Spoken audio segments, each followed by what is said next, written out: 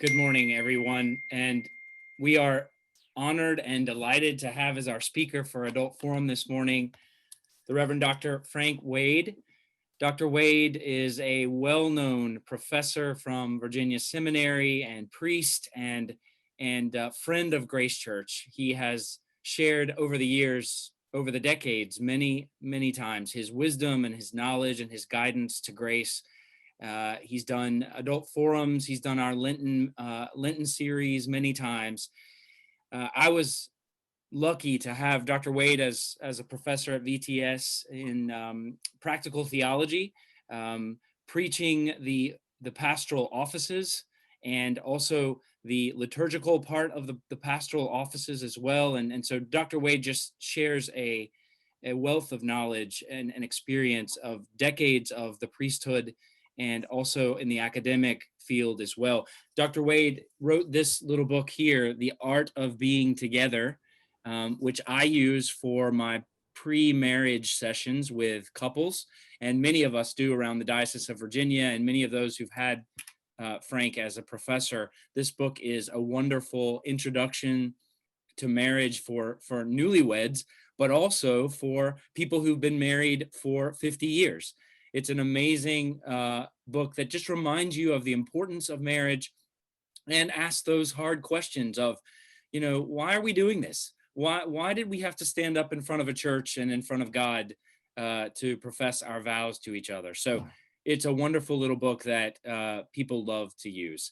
There's a lot of other things we could say. Frank was rector of St. Albans for many years. How many years were you there, Frank, at St. Albans? 22. 22 years. 22 years. He's been St. Albans, DC. Right. Yeah. And he's been around the neighborhood for a long time. So I'll shut up there and also I will say one thing.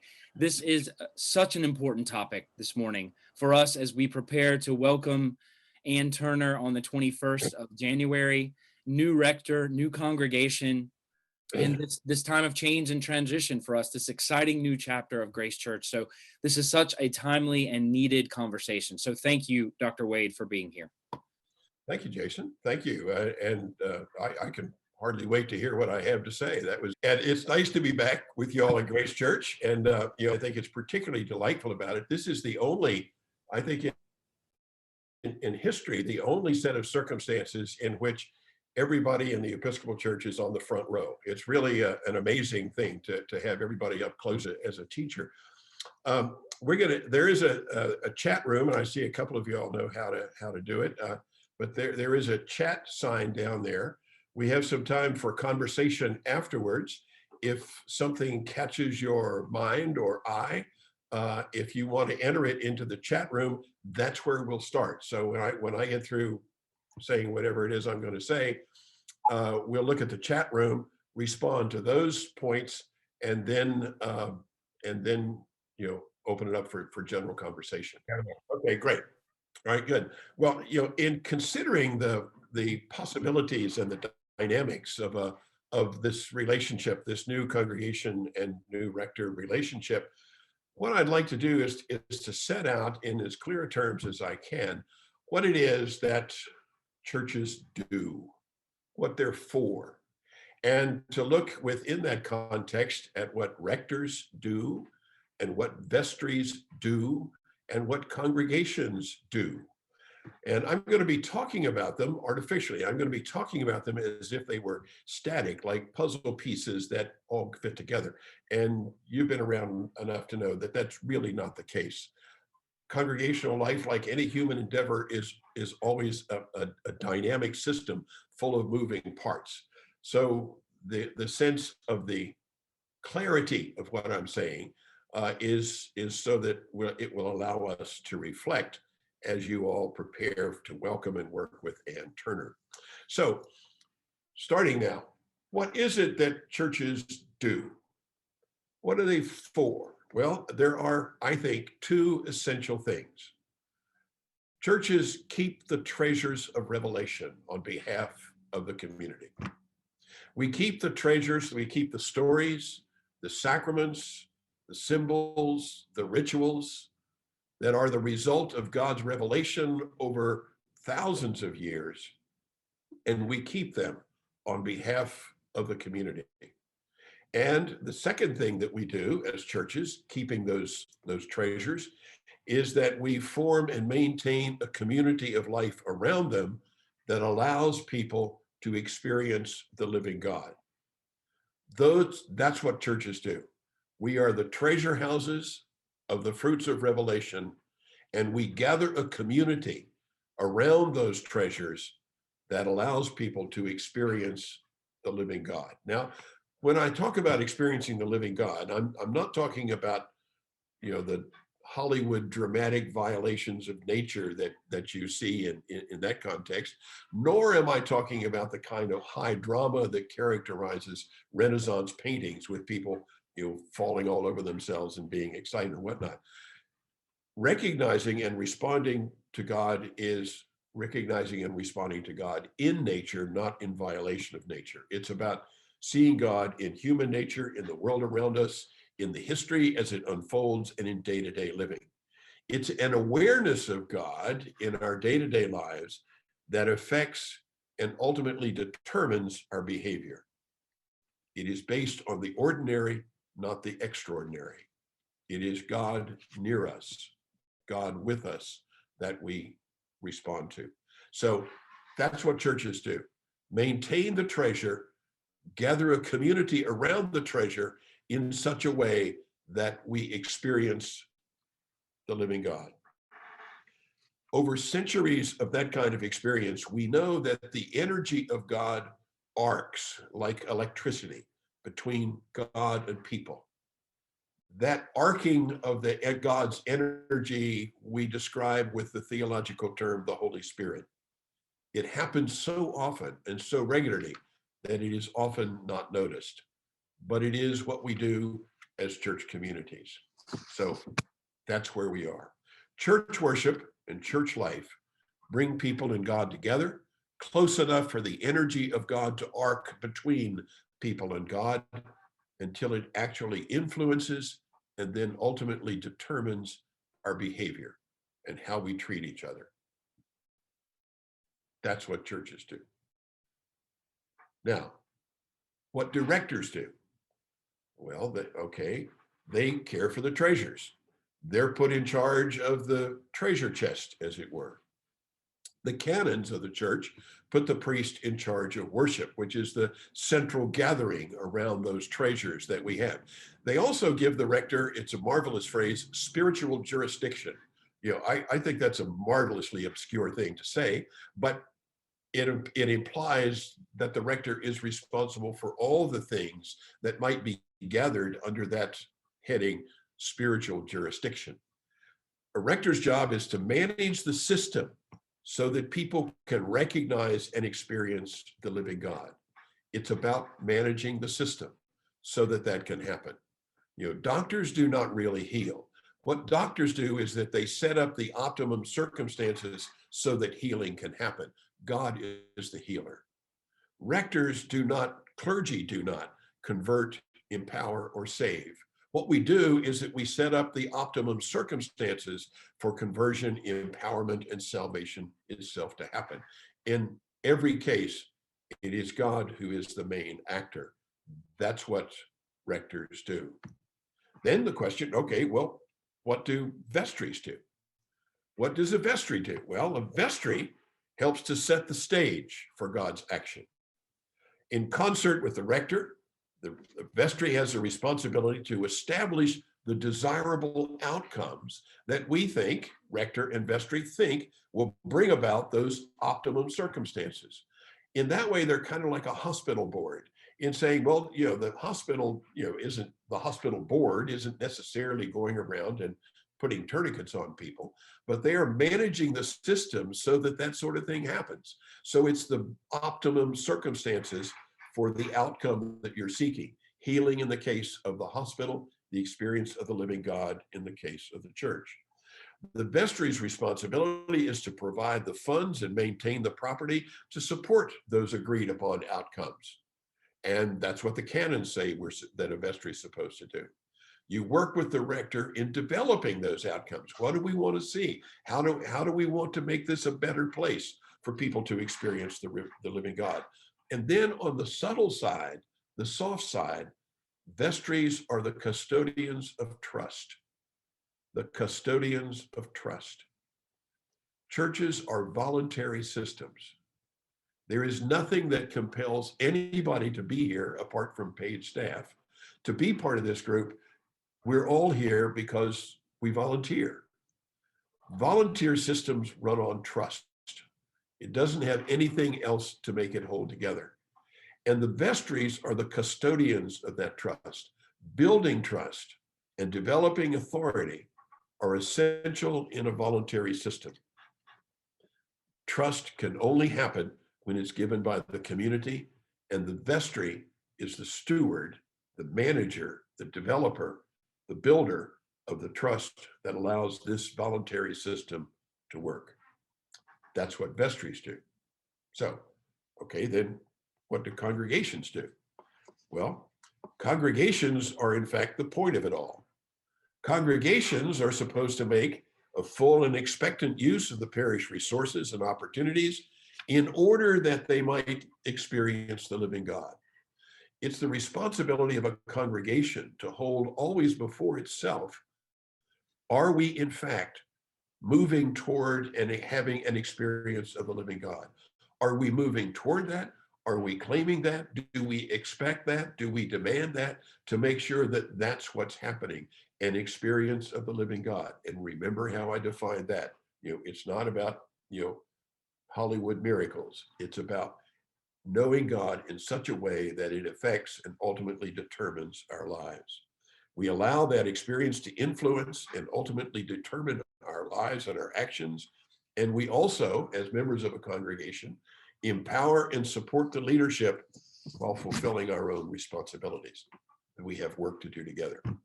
So when you look at what churches do, what rectors do, what vestries do, and what congregations do, the point is something is supposed to be happening because Grace Church is there, because all of these elements of participation come together. Something is supposed to happen because Anne will be managing the resources of Grace Church to make something happen.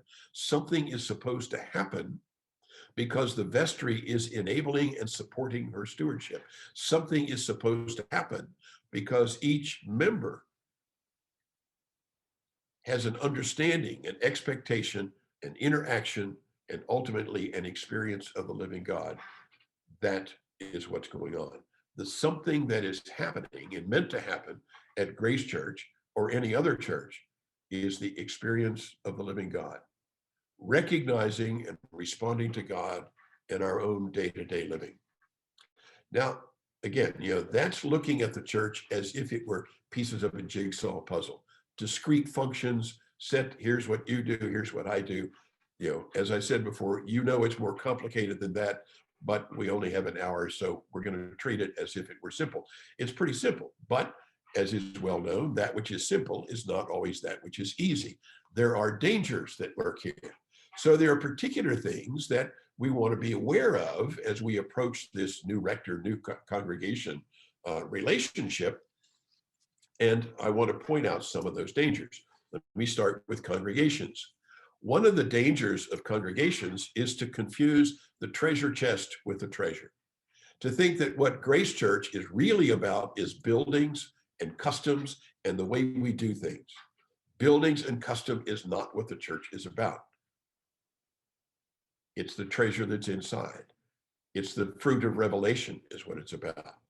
It is also a great temptation on the part of congregations to confuse the product and the byproduct. To think, for example, that, okay, I'm at Grace Church. Why do you go to Grace Church? Well, we're a wonderful community of people and we do good works in the community. Isn't that swell? That's why I go to Grace Church. Well, that's nice. That's a very good thing. But what you're basically describing in that case is a Rotary Club with incense, not a church. There's nothing really wrong with it. I mean, Rotary Club's a very fine thing to do, but it's not a church. It doesn't pretend to be a church. It doesn't want to be a church. there are lots of places where you can find community and lots of places where you can do good works. The church is different. Ours begins with an experience, excuse me, an experience of the living God. And out of that, all sorts of things grow, including a number of byproducts like community, like good works. There's also a real temptation, a dangerous temptation on the part of a church community, a congregation, to fall into passivity. And that works out in the simple formula that okay, everybody knows that in this case, Ann is coming, she's the minister, and we're the congregation, which means that it's her job to minister and our job to congregate. We're just going to sit here and let her do all the work. And then we're going to sit there and go, like this, depending on what we think of it. That is not how it works. The adjunct to that is the people who come to church and regarded it as entertainment. Well, I used to go there, but now the choir is no good, so I don't go anymore. I don't like the sermon, so I don't go anymore. The flowers have not been what I expected. The childcare is not what I want. That you're sitting there like togaed Romans in the Colosseum doing thumbs up, thumbs down, depending on what the gladiators are doing in the arena. That is not what churches are. Churches are about us working together, using the resources of our community, the resources that God has given to Grace Church, in order that there be that basic experience of the living God. Congregations have those dangers, to confuse the treasure chest with the treasure, to confuse product and byproduct, to fall into passivity, to think of the church as entertainment. All of those things have an element of truth, but they're not the truth. Now, what about rectors? What about clergy? Well, a long time ago, the Anglican Communion and the Roman Catholic Church actually agreed on something. And one of the things that they agreed on was, what does ordination give to a person? What can a person do because they're ordained? And what they said was that there are four things that a person can do when ordained. They can bless, consecrate, absolve, and they automatically become a focal point of leadership in the Christian community. Now, how people bless, consecrate, and absolve is well established. But being a focal point of leadership in the community is where the complexity normally comes in. And that's where we work together because, as I said before, we are a volunteer system. And I'm not going to give a talk about leadership or church leadership, but let me just say that Ann, Jason, David, all the other people, those of us who are ordained, are by right of ordination leaders in the Christian community. The most important thing to know about leaders, and this I would say to Ann if she were sitting here with us, and say to Jason and to David right now, is that leaders are first of all followers. So the first thing to know about being a leader in the Christian community is how to be a follower of Jesus Christ.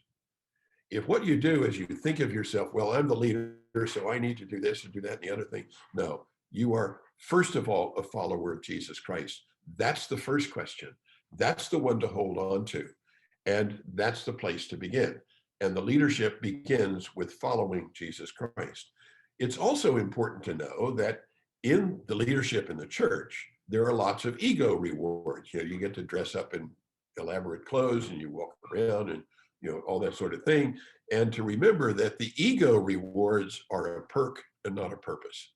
And the clergy who think that the ego rewards have become the purpose of their functioning soon run into a lot of trouble and deserve it when they get there.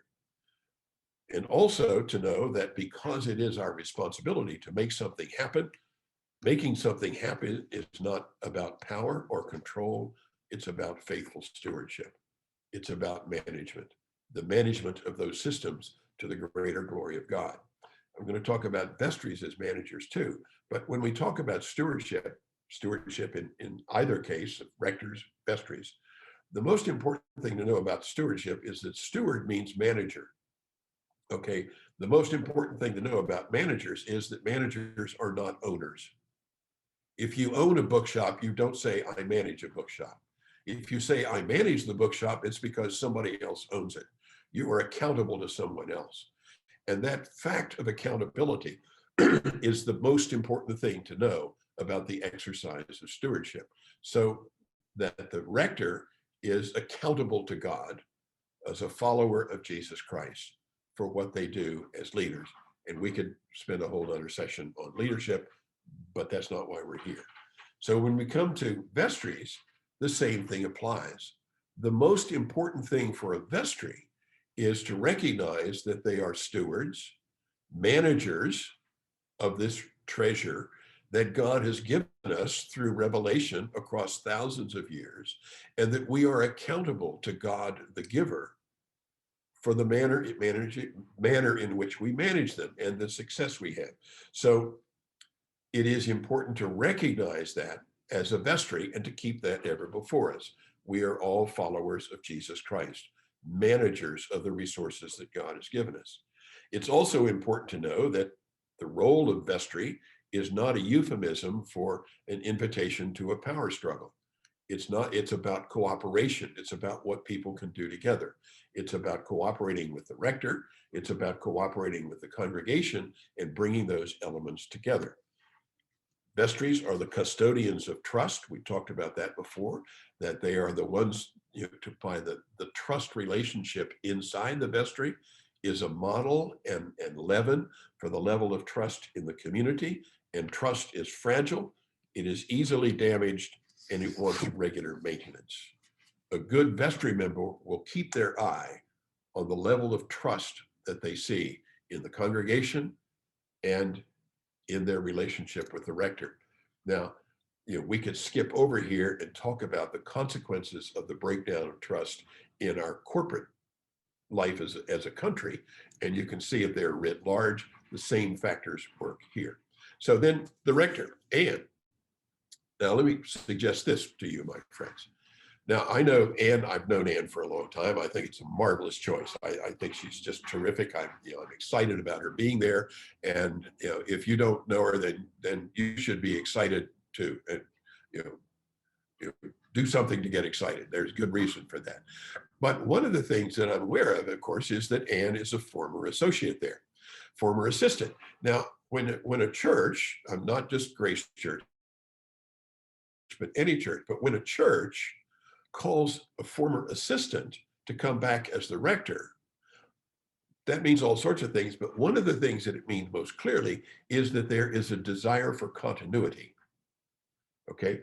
When Mr. Biden, fashions his administration, he is not looking to the people who worked with the Trump administration because he does not want continuity with that administration. He's looking to a lot of people who were in the Obama administration because he wants continuity with that. That's fine. That's his decision. My point is that by choosing Anne, a former assistant, the process, the vestry, the calling committee are making a case for continuity and the value of continuity. That's a good thing. I think it's wonderful to be that pleased about where you are and where you're going. But watch out and raise this question. The desire for continuity can also be a cap on innovation. If an element, Anne has lots of reasons to be the rector of Grace Church, but if one of them is that she represents the past, fine, but she's not coming to be the rector of where you've been. She's the rector of where you're going. That if she is to exercise leadership, if she is to be innovative, watch out if that starts to challenge your assumption in your desire for continuity. There is absolutely no way to know how that would play out, and I'm not suggesting that we figure it all out today. All I want to do is name it. It's a wonderful thing to value continuity. It's something else to have that put a cap on innovation and leadership. Now, another piece of it is that Anne is coming and you know her. Good.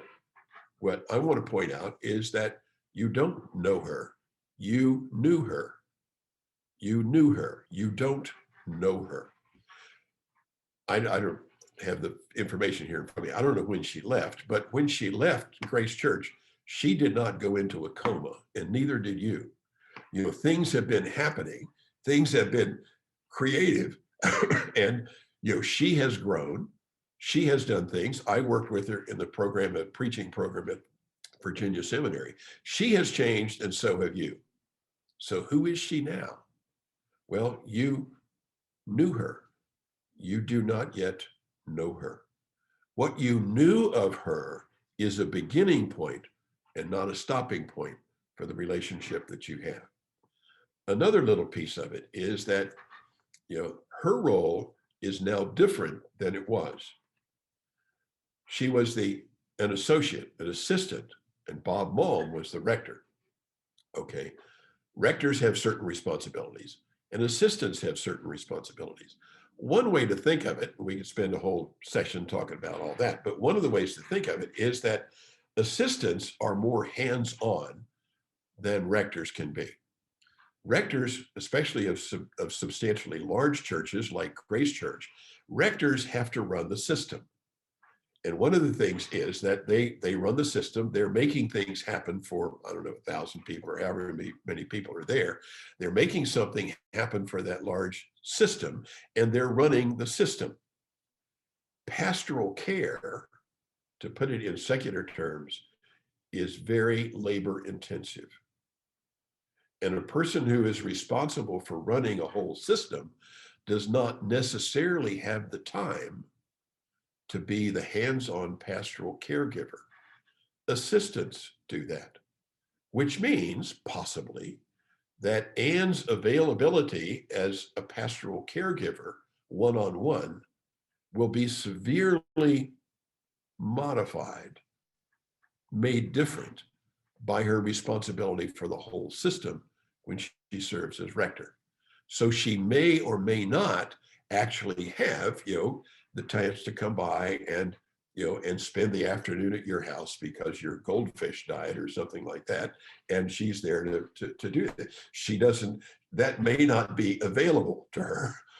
So that's a difference between what rectors do and what assistants do. But then that's some of the danger signs, some of the things that are out there. But then I want to end on the note about, you know, what's the potential. And for clergy, for the clergy, for all of us, Jason, David, I can't see the whole screen. I don't know if there are any others around or not, but for the clergy, you know, what we have, which is great, is that we have an absolutely stupid way to make a living, you know, but it is an absolutely marvelous way to live.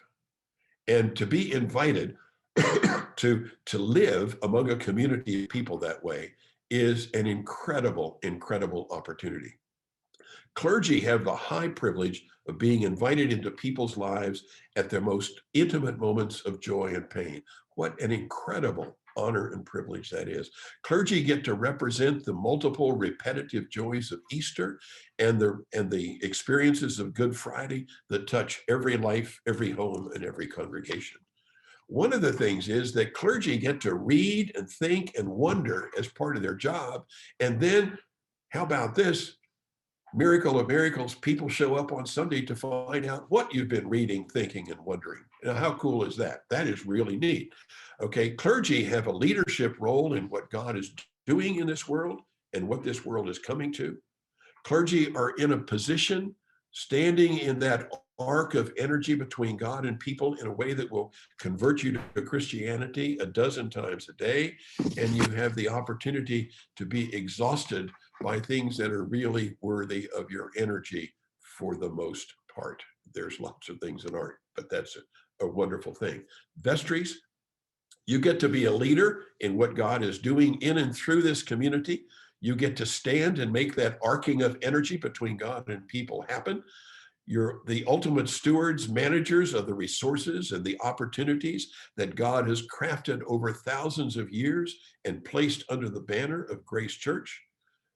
Like the rector, as a leader, you must be first and foremost a follower of Jesus Christ.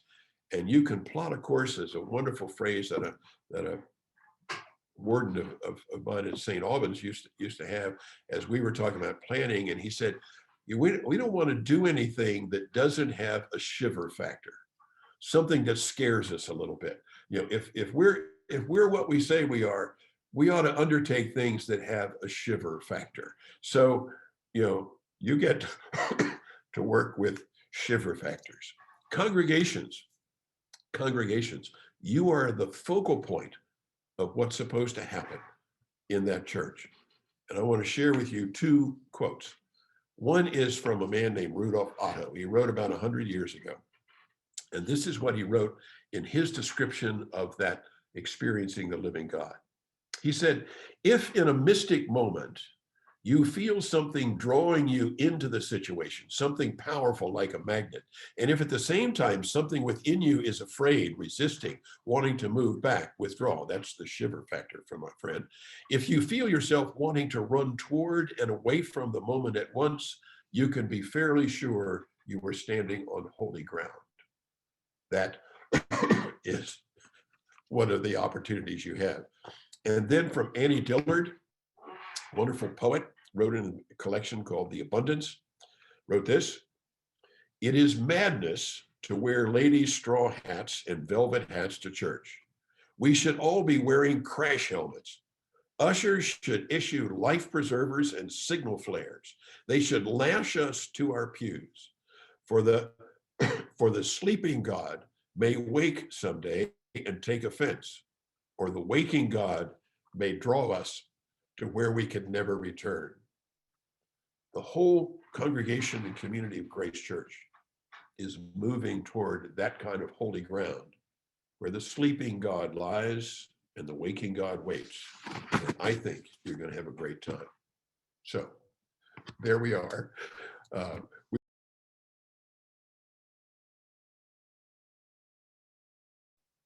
In following Jesus Christ, there is something that's always new.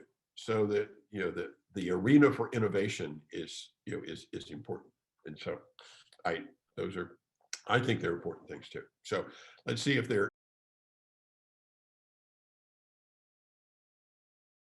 That's a good point. I would say yes, it should be revisited, and I think that a year is probably a good time frame, or at least a way to think about it. I think if you walk in, and come in the door and say, well, let's redo the mission statement, I don't think that the elements of your life together have not gelled. I don't think I would say, yeah, take a look, but I'd wait at least a year so that you have that. And I think that having, I know Grace Church reasonably well. It's not like you are dysfunctional for want of a mission statement. I mean, you're doing fine. So I think that I would say, just to raise the question in a year, do we need to look at this?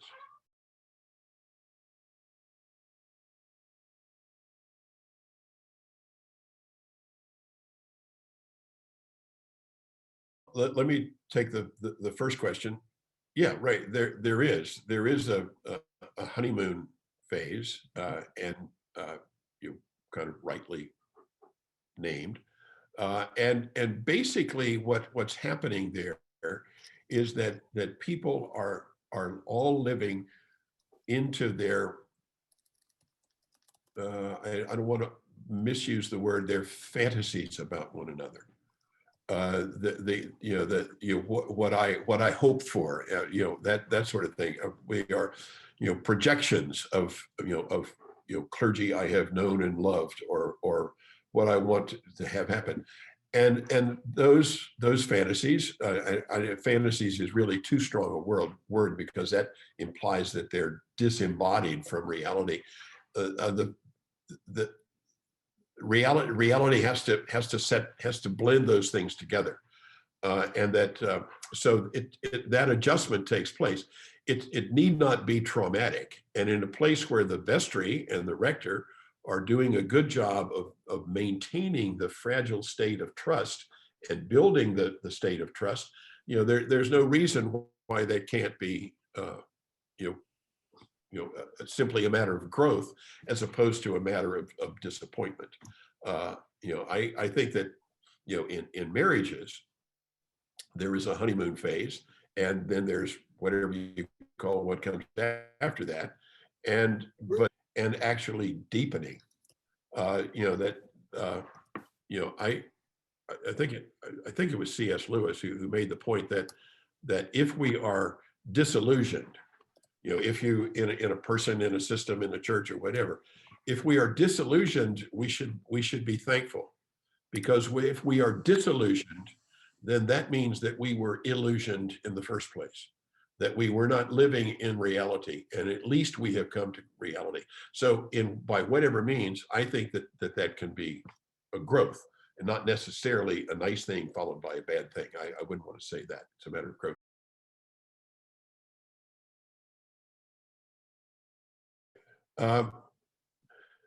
Well, you can always learn, from other people's experiences and other congregations' experiences, and so there is something to know there. You have the experience of Emmanuel Church, where Carrie and I go to church, and where David and Chrissy were. We are not Grace Church, and so there's something to learn, but not to say, gee, I want to do that or don't do that. So yeah, you can learn from that. I would be just in the way that the question is phrased, and I realize I'm taking a point that you're not actually trying to make, Liz. But it would be difficult for Christians to make a strong case for the lack of patience in allowing relationships to grow. You want to work it, you want to move it, and all that, but we don't give up on one another. So I would say, yes, there are things to learn, but your case is different. Grace Church is a unique institution. It has its unique history. You also, this is a place where you're beginning with Anne at a plateau, which makes the fantasy about who she is and who you will be together far less than it is, in most places. When I came to St. Albans on the grounds of the cathedral in upper Northwest Washington, I came there from having been born, raised, and lived all my life up to that point in West Virginia.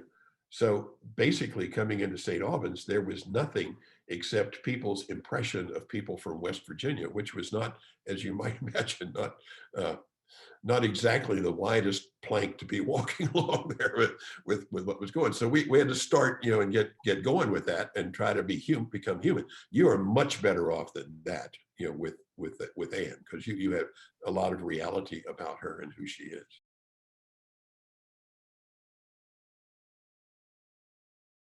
That's a good question, and I think I like it, especially because of its sensitivity.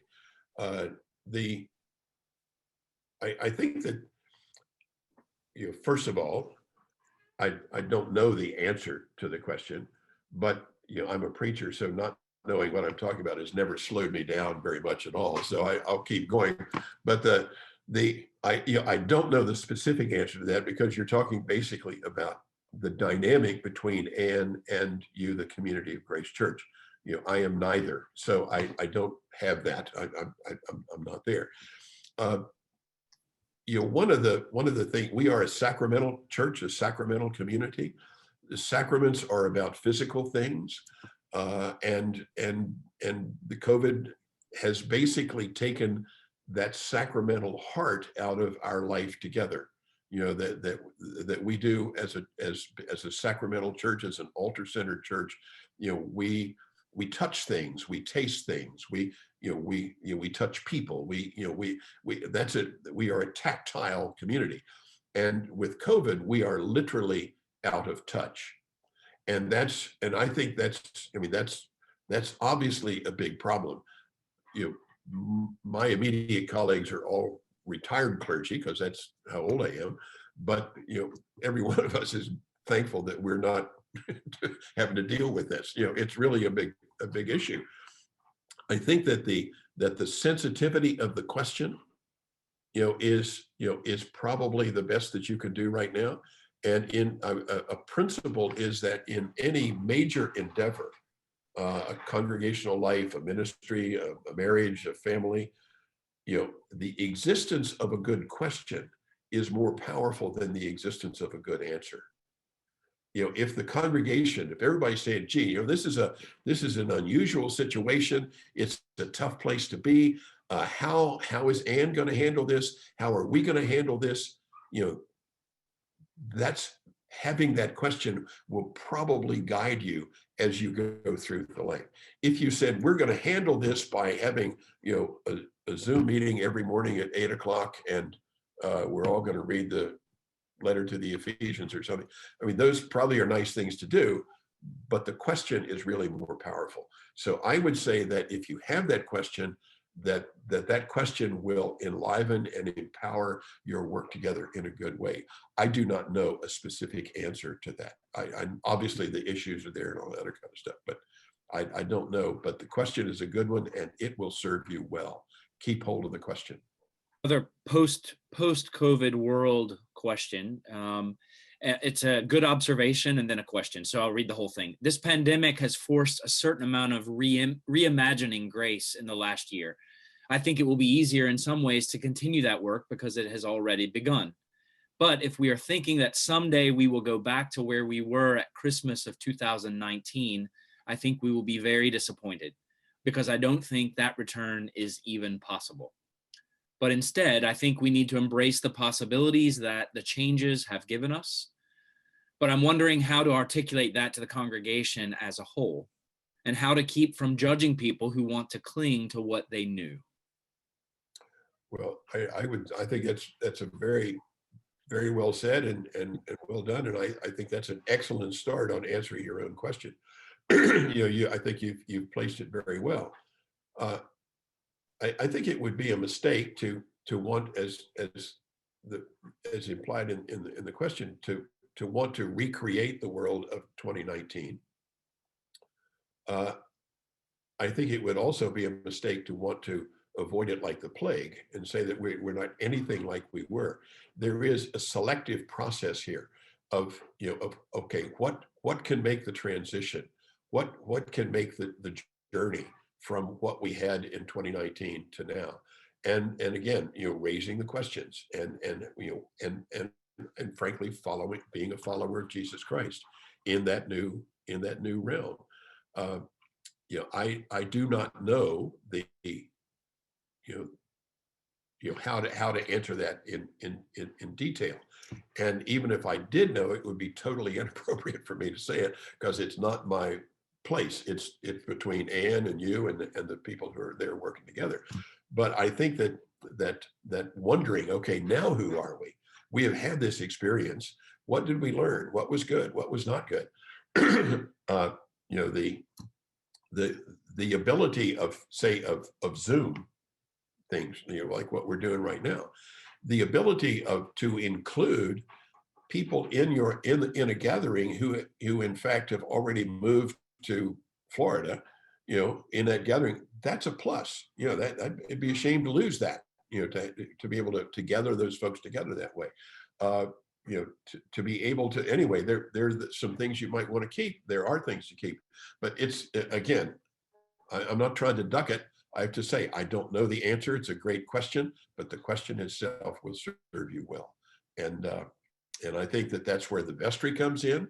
The vestry has a lot of responsibility to sort through, this is where we were, this is where we are, what do we need from there? How do we repack, this to go into the future? That's a good vestry question. It's a good vestry retreat question, because it's not something you do in a 10-minute report from the Buildings and Grounds Committee. It's something that you really is worth working on. And I want to be sure to tell you that the whole church is working on it. Everybody's working on it. So we were talking earlier about, what can you learn from other, congregations and that sort of thing. There are other people going through this, and there are great places to do that. Virginia Seminary has great resources in lifelong learning and other places, where you can plug into things like that. I don't know the specifics of that, and I don't think the seminary does either, but that's their job, and so I think they'll be on top of it. So it's a great question, and the next three comments here are really about fellowship, and they're all related. One aspect of grace that has been curtailed is many practices of fellowship. Yep. I would invite everyone to think about various ways to create fellowship experiences that continue past practice and create new ideas to encourage connections and help us build community with Anne. I would love to hear your ideas in the next weeks. That's for the congregation.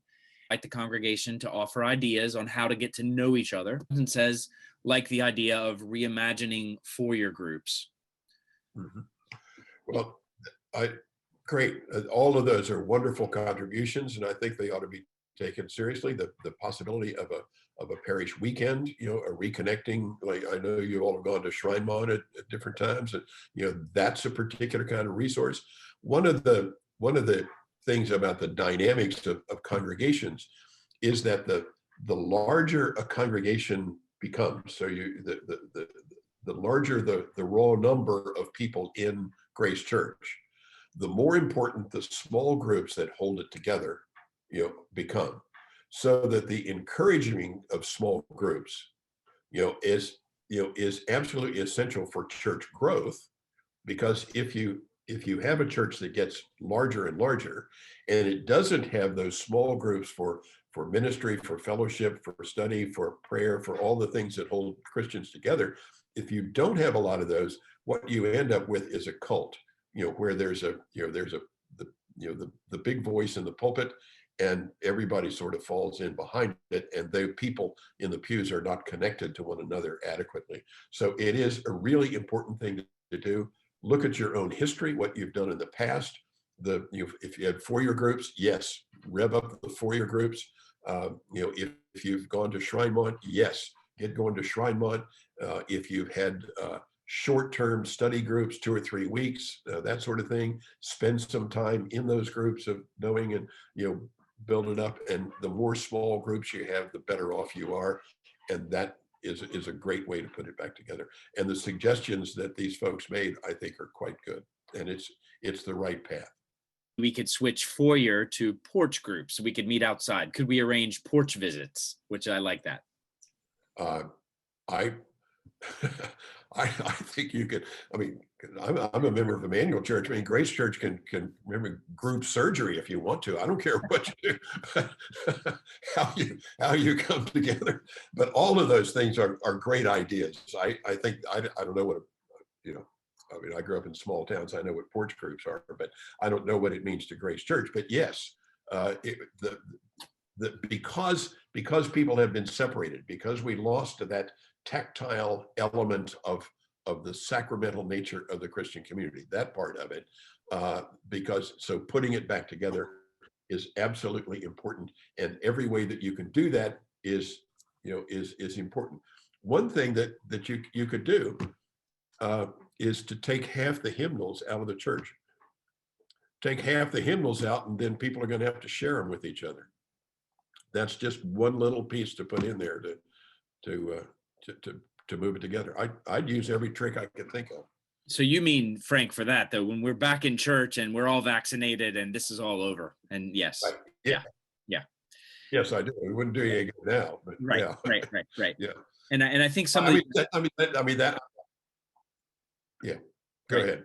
Some of these, no, I was just going to say some of these ideas I think are in the near future when we can't really gather still, and you can't do inside someone's dining room. We might meet outside for foyer groups instead of inside. So yeah, good idea about the hymnals way down the road. Way down the road. That's but right. Frankly, if but the time to raise those questions is now. I mean, the vaccine is not that far away. The state of Virginia and all that kind of stuff, movements. There's movement. Great, it'll be here when it gets here. But I don't think that the leadership of Grace Church should say, "Oh, gee, there's now a reason for us to get back together. I wonder how we should do it." I think that leaders ought to be out in front about that and raising these very questions that these good folks are bringing up. That is all that's in the chat, Dr. Wade. Okay, great. Well, and it's almost time for you. Don't you have 11:15 service? No, we don't. We did a 9 o'clock service. Oh, okay. All right. Okay. This just ends. It ends at 11:15. Oh, I see. Okay.